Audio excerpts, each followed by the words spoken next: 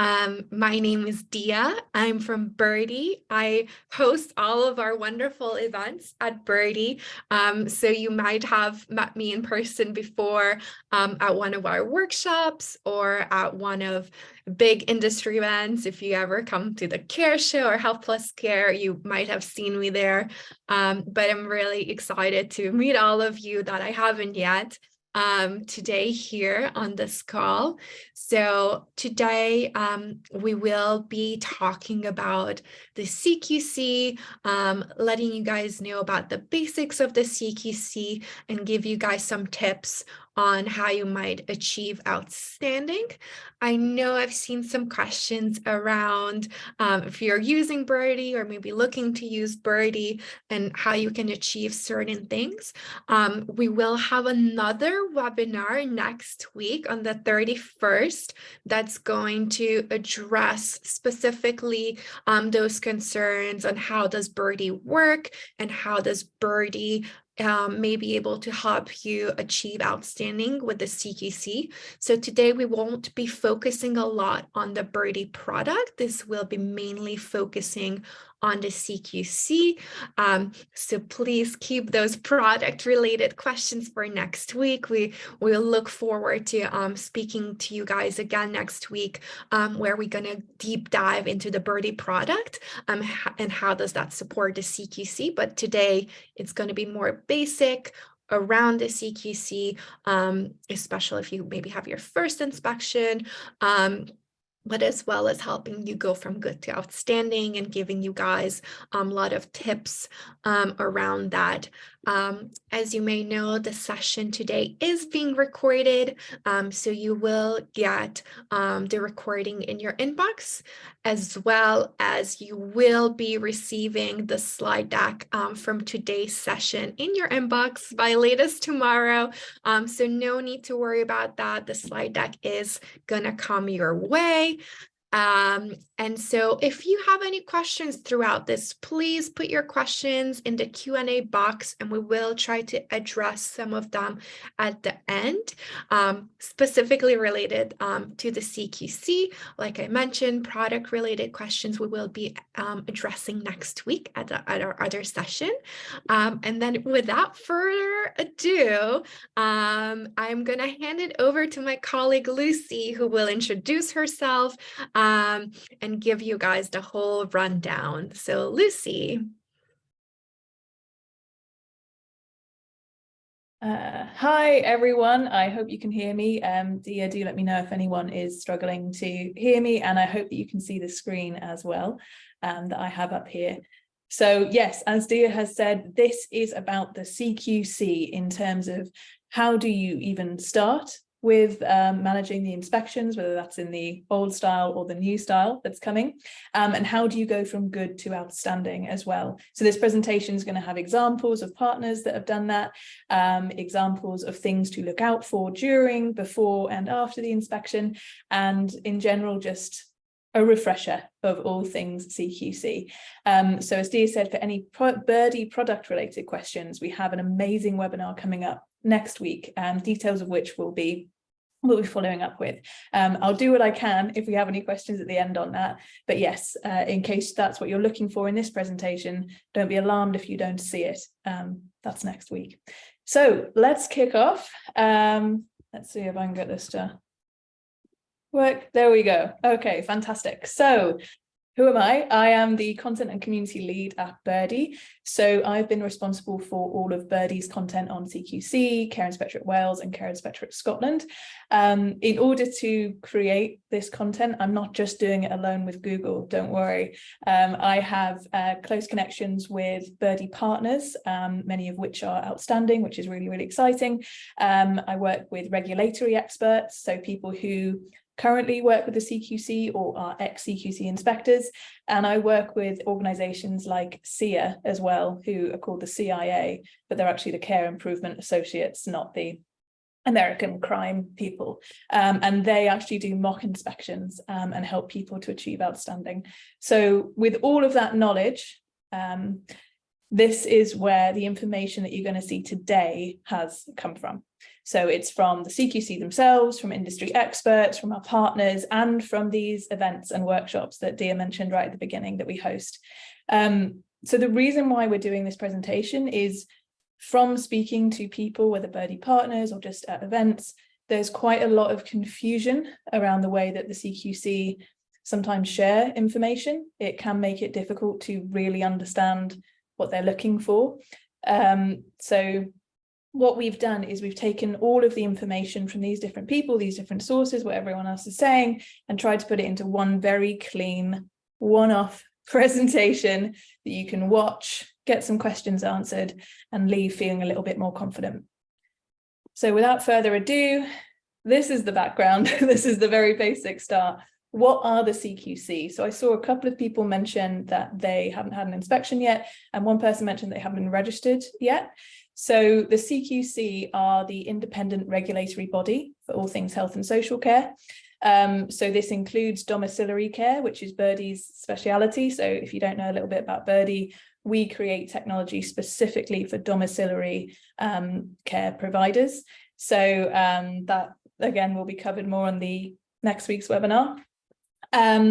But they also monitor GPs, surgeries, any social care sort of factor as well.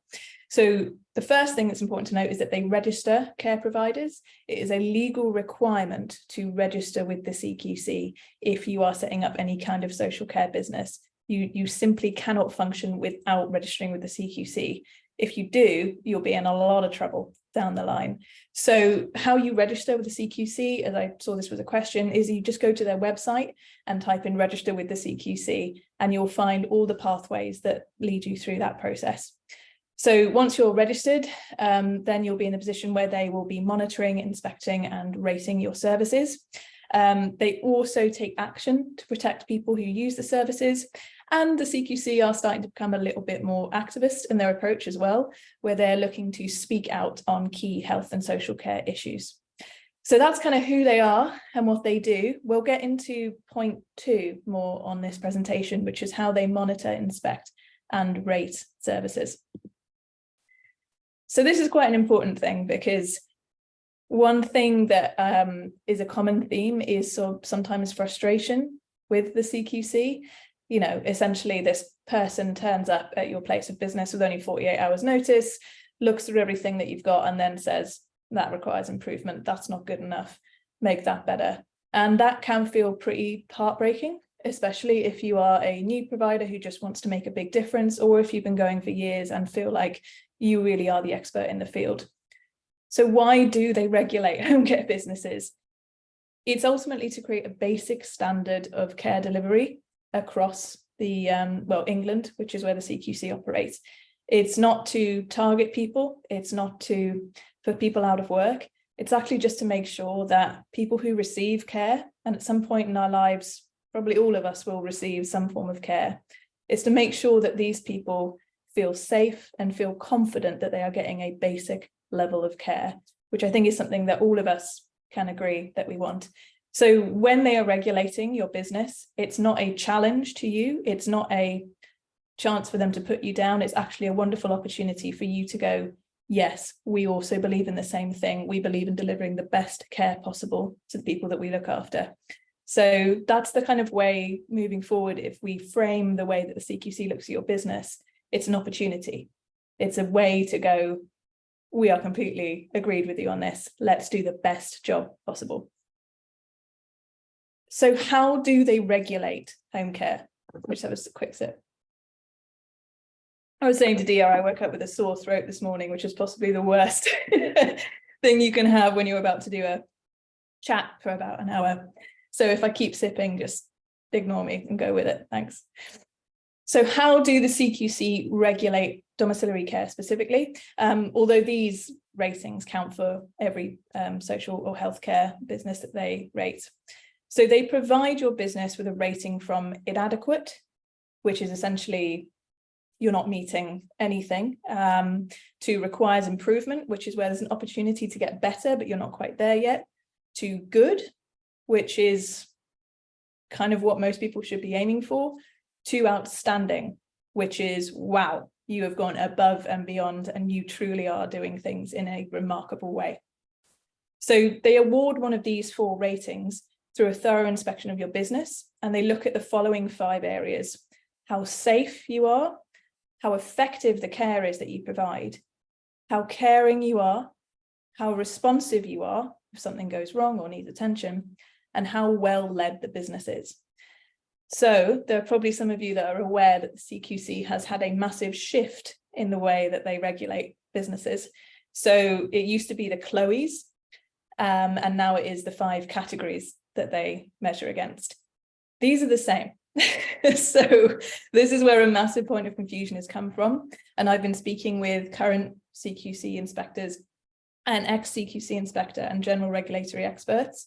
The 5 categories that you are measured against are these 5 here, whether you did it last year under the Chloes or whether you're going to be doing it moving forward with the new sort of digital evidence submission.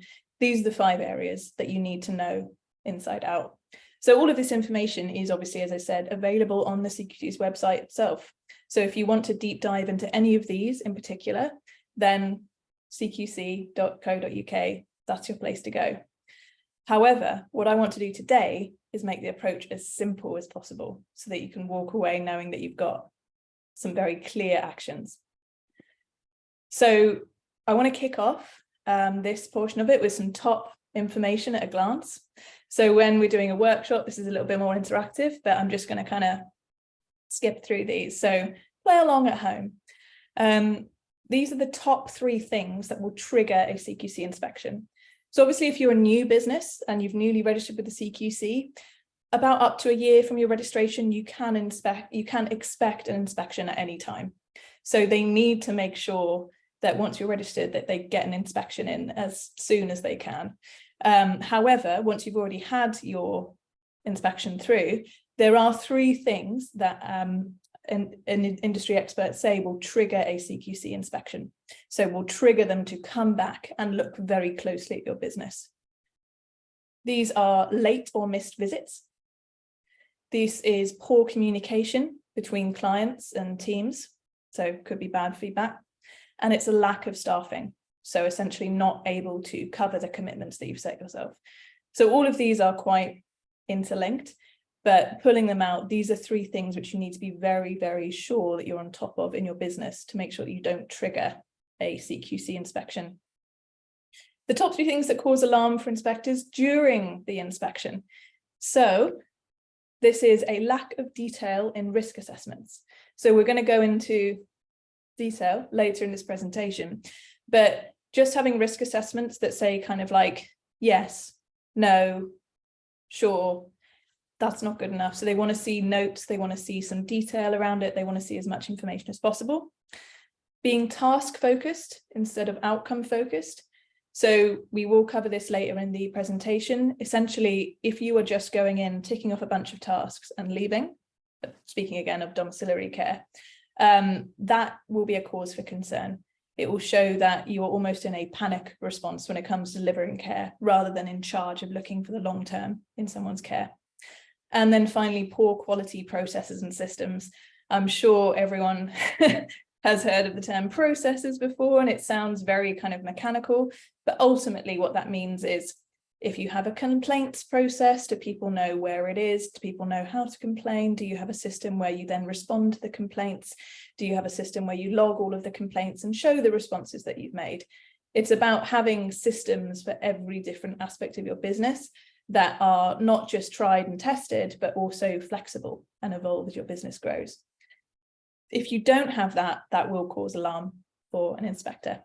And this is the final one, which is a little bit, some people found it shocking at the last workshop that I did, but it's a number of domiciliary care businesses rated outstanding as of March 23, 621 out of 14,884 businesses. So obviously there was a much, much higher percentage rated good, but it just goes to show that if you are outstanding, or if you're aiming for outstanding, you will be in an amazing club of people. But there is absolutely no issue between aiming for good first if you're not there. So let's have a look at that. So we're going to look first half of this at the going from requires improvement to good. So remember, this also counts if you haven't had your first inspection yet. These are things which are useful to know. So as I said, we're going to make it as simple as possible. So we had those 5 categories that we saw at the beginning. However, there are 2 of them which are worth really, really focusing on. Without nailing these 2, you will struggle to meet expectations in the remaining 3. The 2 that I want you to look at really, really carefully in your business to see if you are meeting standards and if you will get a good inspection will be safety, how safe your business is, and well-led. Who is leading the business? How are you leading it? Do you feel confident in the leadership of the business? Let's look at safety. So the safe category at CQC asks that you show how your business does everything it can to protect your users from avoidable physical, psychological, and emotional harm, abuse, discrimination, and neglect. So that sounds obvious, right? That's kind of what we're in the business of care. However, it can be easy to let the ball slip. It can be easy to start forgetting medication results, to find auditing very, very difficult, to pick up on alerts. All of these things can lead to a drop in safety and will cause alarm for the inspector. So here are some simple ways to ensure and demonstrate safety, not just when it comes to submitting evidence to the CQC, but actually for running your business in general.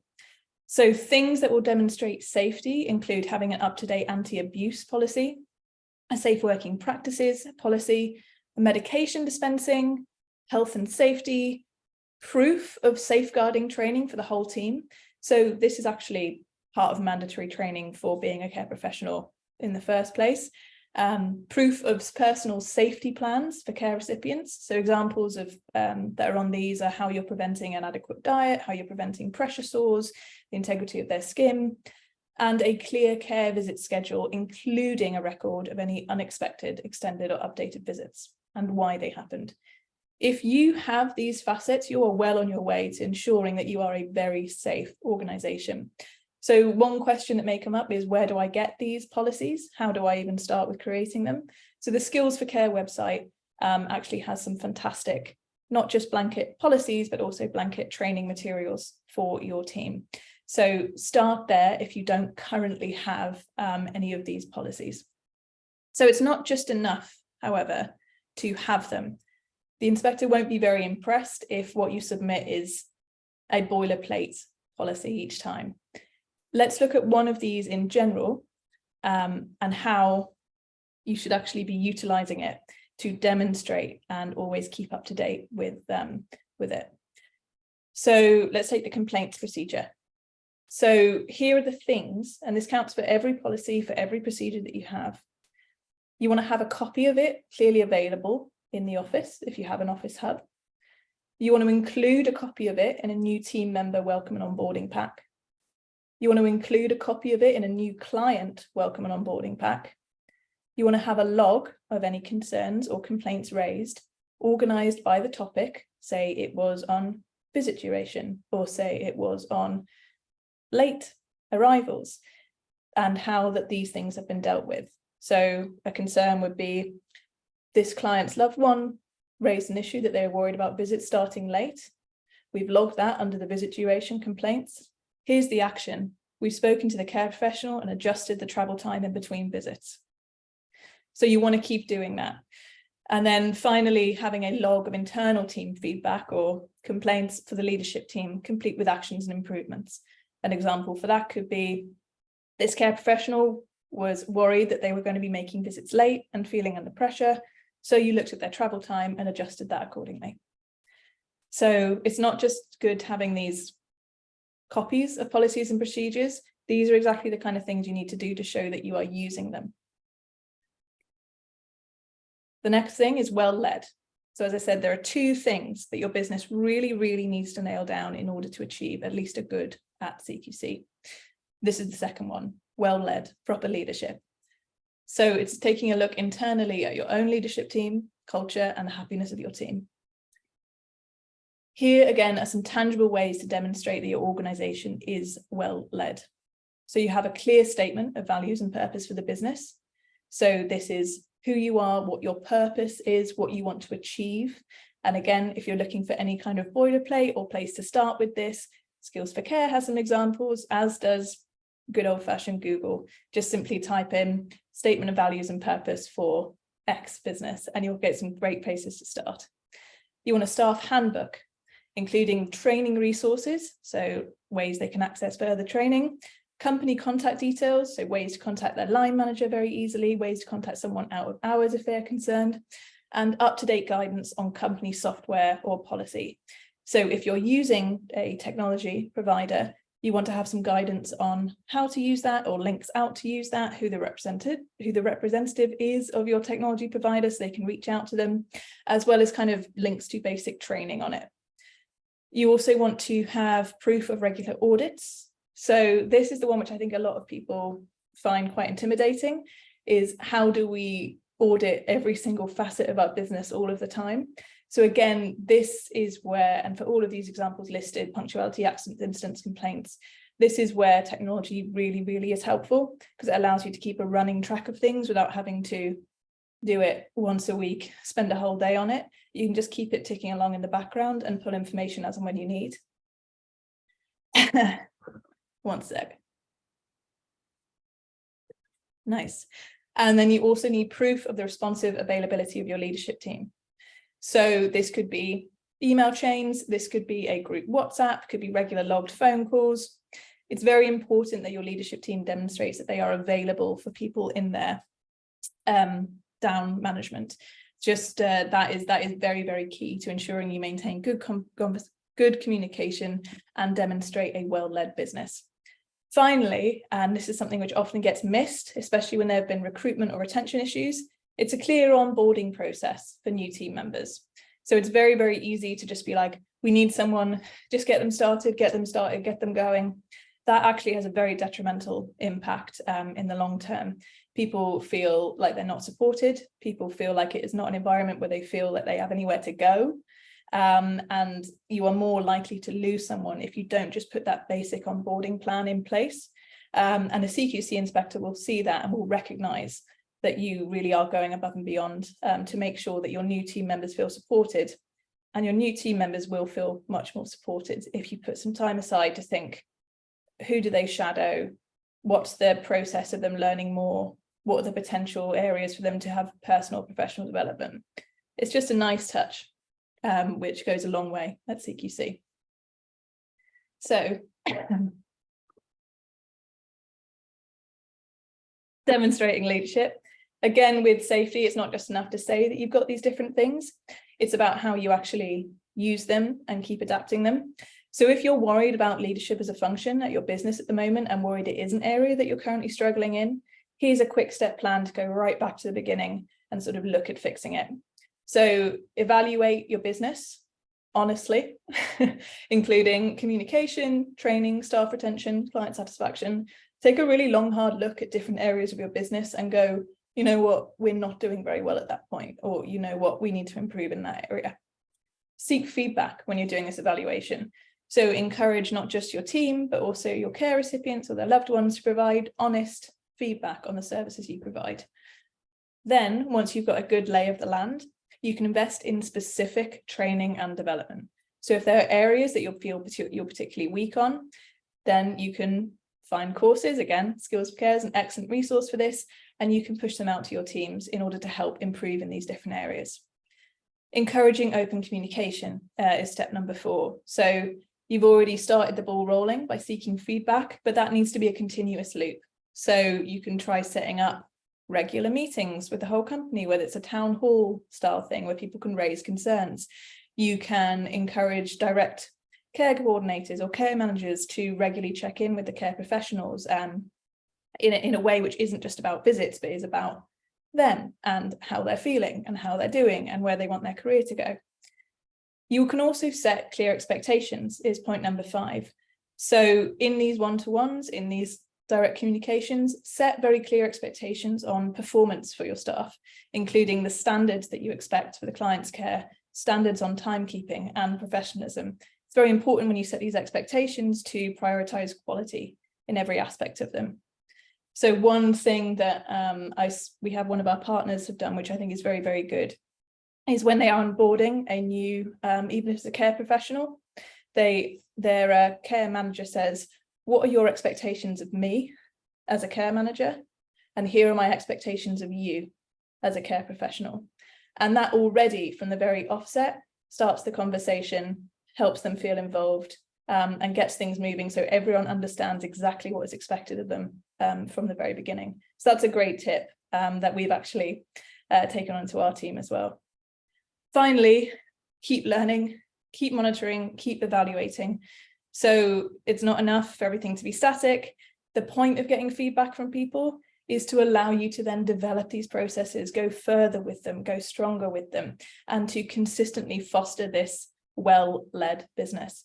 You can see now why if you don't prioritize well-led, then actually the entire business starts to fall apart. You can't prioritize safety. People don't have time to be caring. Effectiveness falls out the window because you're constantly jumping on things. And responsiveness is also very, very difficult to achieve if people are stressed and they don't feel supported. So prioritize safety and prioritize well-led, and that will put you in a very, very good position for CQC.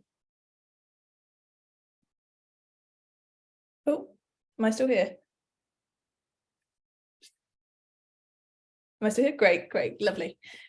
So, final point on this is evidence everything. So just checking I'm still here because my Zoom seems to be. Yes, great. I'm going to carry on talking, and I'm sure I'll get a note if not. Final point on this, evidence everything.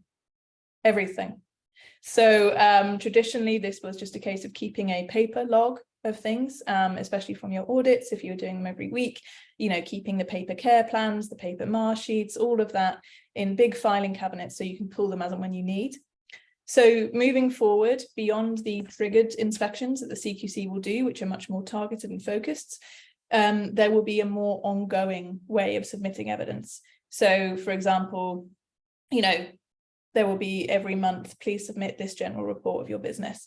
This will become impossible if you don't utilize technology to capture some of this evidence. So this is where tools like Birdie, or we're agnostic, if you use any other tool as well, should be supporting you in capturing evidence at every single stage, whether that is scheduling, care management, EMAR, rostering, finance, invoicing.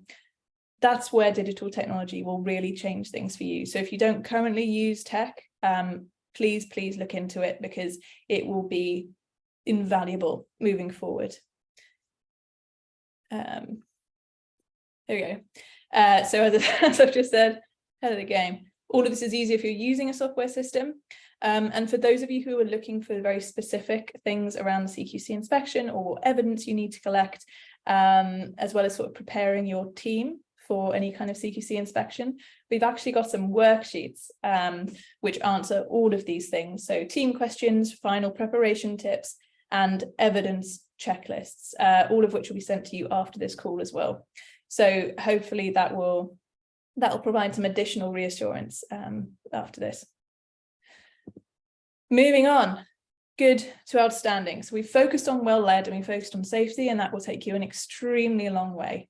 Now, here are some of the things which, from working with our partners and working with industry experts, have been shared as how you go from good to outstanding. Essentially, the icing on the cake that the inspector could be looking for. First things first, personalised care. So there is a difference between person-centred care and personalised care. I'm sure many of you know this already, but the two terms are often used interchangeably. However, they do mean very different things. Person-centred care is a basic expectation of the CQC. It's that you're taking into account the values, beliefs, and preferences as part of an individual receiving care. It's about empowering individuals to make informed decisions about their own care and treatment, and it's supporting them in achieving goals. That is what person-centered care looks like. Personalised care is how you move up into outstanding. It's about tailoring all the care that you provide to the unique needs and circumstances of the person that you're looking after. It involves specific treatments or preventative measures that are acutely tailored to their medical history, their lifestyle, and their other factors. It can involve, as you can see here, technology or other tools to support personalised decision-making and care delivery. Essentially, person-centered care is the philosophy, it's the idea of it, it's what we should all be aiming for. Personalised care are the actions that you take to achieve it. So the way that I think of it, I mean, I'm not religious, but I found this helpful, is that person-centered care would be Christianity. Personalised care is the 10 Commandments. So it's the things that you actually do, the actions you do to achieve person-centered care. So let's look at how you do that, because it sounds pretty intimidating just to say, do everything for them. So here are 3 examples. So it's a medication management plan that takes into account their medical history, allergies, and potential interactions with other medications. So this is not just a list of the medications that they are currently on and taking. This goes above and beyond that. It is not an EMR plan, it goes above and beyond, looks into their history, looks into potential family conditions, looks into, if you have done this, one of our partners has gone for sort of genetic testing for each new client. Obviously that's that's an extreme thing, but it helps them to go, well, this person is likely to develop a heart condition, so let's make sure that we can prioritize cardio as something, you know, that they should be aware of. So that's how you go above and beyond, and that's personalized care for an individual. A social engagement plan. So again, this is more than sort of just tasks. Get in, Phyllis has her tea, she had 2 spoons of cereal, spoke about her son, and we left. So a really amazing example that one of our partners did was that they were caring for someone who was an ex-marathon runner. So this guy had run something stupid. It was like 40 marathons in his life, which is a lot of marathons. But he was reaching sort of, you know, the end of his years. He had not been so mobile. He was about 90, you know, early 90s. But the one thing he kept asking again and again was, I just want to do one more marathon. I just want to do one more marathon. And obviously you're looking at this guy fairly immobile, and you don't, you know, you're thinking, well, I don't think you're going to be running a marathon. But what they did was they actually put in this plan of, right, well, what are some little tasks that we can put into his plan day to day on each visit that will get him to the point where he can at least attend and take part in the marathon. So they looked at enabling him to be able to sit in his wheelchair for longer periods of time. They got in some sort of special massages to make sure that he didn't, no socks, so that he didn't get any kind of deep vein thrombosis. They made sure that he was more comfortable with going outside, that he had the adequate clothing available to be able to do something like this. And they spoke to his family members about other things that they could maybe support on. And eventually, with all these little tasks together, this guy did do a marathon. He did it in a wheelchair, pushed by a family member, but it was with the support of the care team, they got him to do one last marathon. That is what a personalized social engagement plan is. It's not about giving someone breakfast. It's about saying, you want to do this? Okay, let's see how we can do that, and really caring for it. And I'm sure everyone on this call here would resonate with that as the ultimate goal of the care that you provide. And it is possible. It's just it just needs to be something which is built in to what you're doing. And then finally, a plan for end-of-life care. So weirdly, even with the mandatory training on the Skills for Care website, end-of-life care isn't on there, but it is huge when it comes to personalised care. I mean, all of us want to kind of know, you know, what's going to happen at the end, and that is no different for any of the clients that you care for. So this doesn't just go kind of, they want a funeral or they want a cremation. This is saying, this is the funeral, these are their favorite colors, these are the songs, This is the church that they love, the reason why they love that church. This is the person that they, if they can, they want there. It's about going above and beyond and really personalizing it. Seems intimidating, but it's possible. As I said, if you have technology to support on that, where you can log all that and it's a part of your general processes or onboarding any new client, it makes it much, much easier. Second thing, there's always two things, is outcomes-led care. So this is, again, we're going good to outstanding. So I mentioned earlier on in the call that if you just do task-focused care, get in medication, yes, they took the medication, cheese sandwich, didn't eat the cheese sandwich, all right, that's task-focused care. It's fine. It's keep someone alive. Great. And if that's the bare minimum that you're aiming for, that is fine, but the CQC will recognize that as the bare minimum and give you a rating accordingly. Outcomes-led care is different. So it kind of speaks to personalized care as well that I mentioned. And one thing is great is that all of these things are interconnected. So if you do one, you're likely to achieve the others. So outcomes-based care is making sure that you always have an outcome for the task that you're doing. Even if it is, make sure they eat lunch. Make sure that they eat a specific amount of lunch to enable them to have energy for the afternoon to speak to their son over Zoom. It's having an outcome attached to each of the tasks that you're doing. So by having this outcome, it means that your staff and teams and care professionals are also often more motivated to achieve the tasks. If you know that you are helping someone have enough energy to take a Zoom call later in the day or run a marathon, then you're more likely to be conscientious of what you're doing. If you're just told to make someone have a sandwich, you're not really going to be thinking about it. You're just going to be like, okay, they had 2 bites of it. That's all I could get them to do. That's fine. And that may be the case, but it leads to more motivated team members, more motivated care professionals, when everyone is aware that you're working to an outcome. So how do you get there? So conducting a thorough initial assessment. So this is something which obviously pretty much all of you probably do when you take on a new client. However, it's going above and beyond. It's involving the family, involving the advocates. It's speaking to them as much as possible. It's looking into any records that you have. And then from that initial assessment, you develop a care plan based for their needs. So that's your base level care plan. This is eat a sandwich time. Then you set clear goals. So based on what they want to achieve or what their family members have spoken about that they want to achieve, you set little goals that factor into that, that have explanations for the task that you're doing. So it's always important to involve your clients as much as possible in the decision making for these goals. Once the big outcome is made, say, well, here's how we can do it. So here's what we're looking at doing. So not only do you have care professionals that are aware that they're working towards a bigger goal, but the client as well is aware that they're working towards something, and that's incredibly exciting. Monitor and evaluate progress.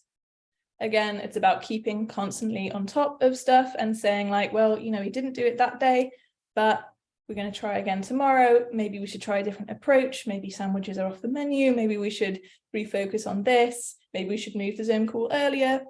If you are actually using the feedback from your monitoring to inform the improvements, that's incredibly impressive to the CQC. And again, tools like Birdie, like any other digital provider, are very useful in helping with this monitoring process. Finally, training and supporting staff. So this speaks to, obviously, not just getting them on board, as I mentioned, in terms of emotionally being more invested in what they're doing because they have these outcomes that they're helping someone work towards, but also just ongoing training, supervision, checking in, making sure they're okay. That will go a long, long way, not just to meeting CQC, but also building a really, really positive team who are all driven in the same direction. So this is, I lied, there's a third one. There's a third one. There's always a third one. Right. And then I will go rest my voice. As you can hear, I'm starting to sound pretty mad. So final thing, and this is so, so important, connect with other people. So already what you're doing here today is a big leap. And I do really appreciate all of you who are on this call at the moment. It is not easy in health and social care to take an hour away from your work you're doing. So thank you. However, what you're doing is actually investing time in yourself and investing time in your knowledge. And that works pretty well for being well led, and it works pretty well for being safer. And it works a lot better for being more effective because you have a better understanding of the situation. So actually putting yourself out there, attending these calls, attending workshops, attending conferences and events, it may seem like it's taking you away from the job, but ultimately it's informing the job that you're doing. You also get a chance to speak to other people who are going through the same issues as you or have resolved some of the concerns that you have. That's invaluable. We find that a lot at the workshops that we have, where someone will say, I'm worried about recruiting. Someone else will say, I'm not worried about recruiting at all. Here's how we did it. here's how we solved it. So by putting yourself out there, by joining professional organizations, you can see these two here. These are amazing. Participating in online groups, collaborating with other providers, and engaging with your local authorities, you're already putting yourself in a much, much better position when it comes to feeling confident about meeting regulatory standards, as well as just day-to-day business. So you're here, that's great. Try some of these as well. Finally, connecting with others on this one. Here are some free online resources. So a lot of those may have been in person and are kind of a lot if you're trying to just kind of get through the job and meet standards. So here are some great free places to seek out information. So all of these you're probably very aware of and probably use already. But yeah, it's very good to sometimes just type into the internet if you're not sure, and it will come back with the answers for you. So that is it for me. I hope that you found some of that useful. I think there may be a few questions, Dia, that I can hopefully answer around the CQC best practices. One more reminder that if you're here specifically looking for Birdie related support with the CQC, you're looking at the Birdie related support with the CQC from a general front. But if you're looking for product support, we have an amazing webinar, which is going to be really, really good next week on the 31st, which is all about how Birdie, the product, helps you with CQC. So yeah, if you have any questions about that, we'll probably save them to that webinar. Dia, is there anything that I can help with? Yes, thank you so much, Lucy. That was wonderful. So in 2 weeks' time is the 31st. We will talk more about Birdie then. There are a couple of questions. Maybe we can answer a few of them. I'll just read them off to you, Lucy, and then see how we go. So one of the questions is, we currently have 2 areas of outstanding. How difficult is it going to be with the new CQC framework to evidence more? Sure. So the new CQC framework is largely a rewriting of the old framework. So as I said, instead of the Chloes, they have moved to categories. Instead of the key lines of the questions, quality statements, they've moved to questions underneath these. However, when it comes to the evidence that you've already submitted to each outstanding, congratulations, by the way, as you can see, not easy. So that is really, really impressive. Don't worry. If you are outstanding and you have already got those processes in place, that evidence that you can show, then you will have no issues. It's the same from both the previous way and the new way of doing things. The only difference between the two, and the reason why the CQC have done this, they will say it's about, honing in, and this is, from the ex-CQC inspector that I was speaking to, on the website, they'll say it's about, further honing in, it's about driving this and pushing this and promoting that. A lot of it is simply because they want people to get used to the idea of submitting more evidence online, and this is the first step towards that. The actual evidence that you're submitting, same stuff. So that's where we have the evidence worksheets as well, which will have useful tips for what evidence to submit. But yeah, essentially, blanket, don't worry. If you're already there, you're already there. Thank you. That's wonderful. Then we have a couple of questions actually around the inspection itself. Apart from Chloe's, does the CQC inspect the office? Does the CQC care about your office? Lucy, over to you. Yeah, so in-person inspections are becoming rarer. So again, part of this was the COVID thing, but also before that, a lot of it to do is with capacity of the CQC. So more and more inspections are being done fully online, in which case your office doesn't matter as much. Say that you do have 48 hours notice that an inspector is going to come to your office. There are some things which you do need to do to make sure that it's a good experience for them. So one thing is obviously very simple, making sure the person who's responsible for leading them through the inspection is available and in the office. Or if you don't have someone, making sure that their second in command is very aware of what is going on and is able to capably handle the inspector and any questions that they have. So this is one thing we've seen before from people who've struggled with inspections, is they haven't actually got anyone other than them that can handle the inspector coming. So that's a key thing if you are in that position, to make sure there is at least someone else in your business that can handle it.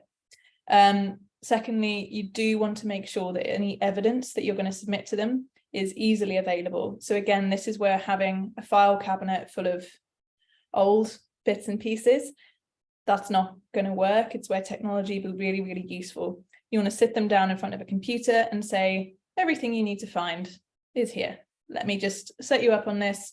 Whatever you're looking for, if you've got any questions, just ask me, but everything is in this one place, rather than digging out files, checking whether you did that, panicking because you don't have a photocopy. The third thing, which is a very, very seems simple, but is actually just being hospitality. So when an inspector comes, often there's a feeling of kind of tension, because why are they here? I just need to get on with my day. Of course they're going to be here when this thing happens. But it's having a welcome pack available for them, saying, here are the leaders in the business. Here are our statements and values. Here are some key contacts. Just general information that someone would want to know if they arrived. It can be the same as a new client onboarding or new team member onboarding pack. And also just being nice. Tea, would you like a tea? Would you like a coffee? Being smiley. That can go a long way towards the inspector having a positive experience and them feeling like it's a well-led, calm organization. So yeah, those are the three things. Make sure you have someone else who can handle it if you're not going to be there. Make sure all the information is in one place so it's easy for them to find, and make sure that you are as lovely and welcoming as possible. Wonderful. Thank you, Lacey. There's also another question around, this is a bit separate, around the Care Inspectorate in Scotland. And I did wanted to mention that we do have resources around this as well. We will be hosting webinar on the Care Inspectorate in Scotland and separately on Wales in June. So please make sure to check on our website for those dates. You can register there for that as well. We will be hosting a similar webinar on those topics. So join us again if you do have businesses in those areas. I wanted to see, there was another question around safe working practices and policies, if we can expand on that maybe a little bit more. Sure. So the crux of this is essentially safeguarding. So safeguarding is the key mandatory thing that you need to achieve if with any social care business. And that just goes back to the safe category, that the people that you're caring for are they don't have any, there is, what, my mind is shutting down. It's the avoidable. You avoid avoidable harm to either intellectual, emotionally, or physically. So the first place that you need to start if you're looking at safeguarding as a business is the mandatory training. So this is the mandatory training for anyone who works in your business, whether they are actually in the process of delivering care or they are managing the delivery of the care, or in fact sometimes managing the business. That means that you have a great insight into what your teams are doing. So the Skills for Care website has the mandatory training courses, all of which touch on safeguarding. So safeguarding means having an adequate knowledge and training around health and safety.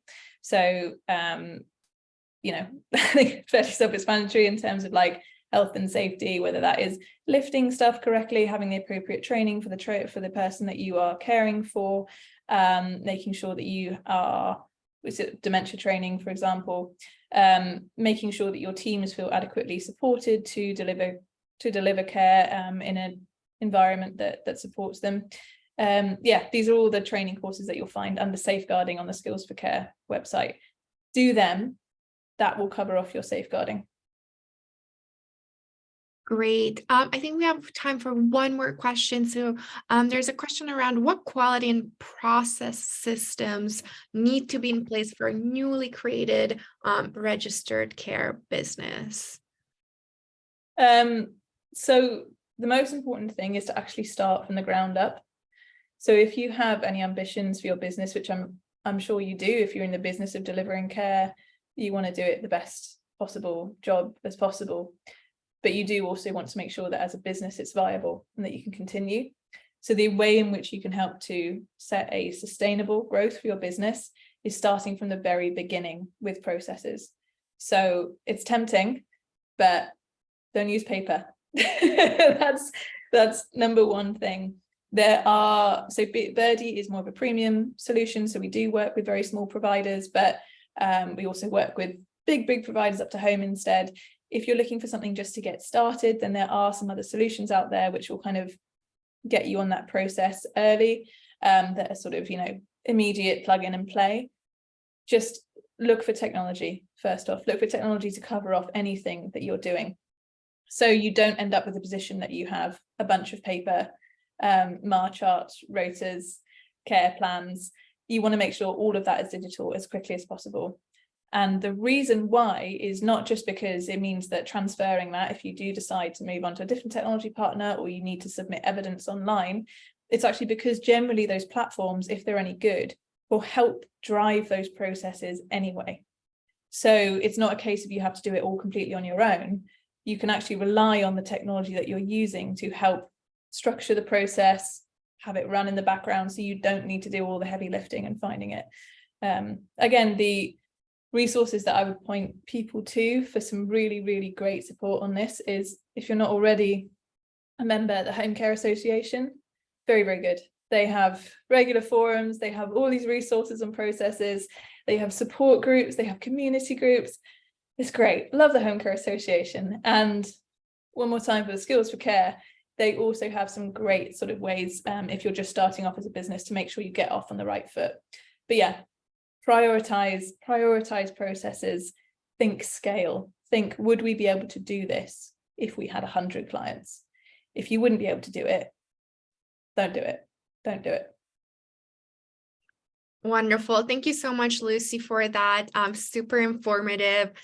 Just to remind everyone again, the presentation, the recording, and the slides will be shared with you in your inbox shortly, latest tomorrow. So be on the lookout for that, as well as if you would like to join us again in 2 weeks on the 31st May to learn more about how Birdie can actually help you specifically with your CQC inspections. You will be able to sign up for that via the link in that email that you will be getting. And please, again, as you exit, please give us feedback on this survey. We would love to know if you found today's session informative, and how we can improve in the future. So thank you everyone again for taking the time today to meet with us and learn more about the CQC. We know you guys are doing excellent care, and we just want to help you succeed at your CQC inspection so you can actually evidence and prove it to the regulatory bodies. So we look forward to seeing you again, hopefully again in 2 weeks, or at any one of our workshops, maybe in person one day. So have a wonderful rest of your afternoon, and we will see you again very soon, hopefully. Have a great day, everyone. Bye-bye. Bye. Thank you, everyone. Bye.